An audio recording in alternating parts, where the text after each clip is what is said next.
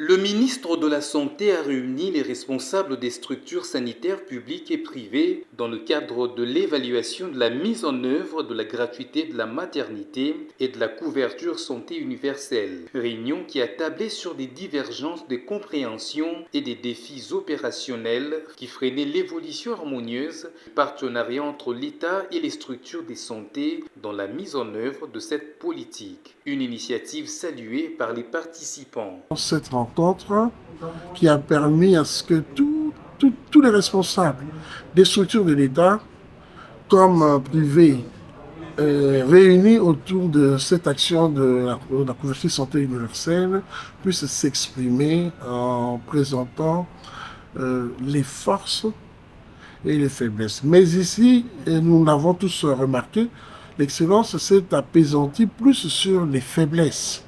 Parce que le souci, son souci était celui de pouvoir comprendre sur terrain comment les choses se passent. Et depuis le lancement de l'activité à ce jour, avançons-nous ou reculons-nous par rapport aux objectifs tels que ça a été retenu? À l'issue des échanges, des orientations claires ont été données afin de renforcer l'efficacité du programme dans le respect du partenariat qui lie l'État aux formations sanitaires. Le ministre a également insisté sur la nécessité d'un suivi régulier et a proposé la tenue des rencontres trimestrielles d'évaluation.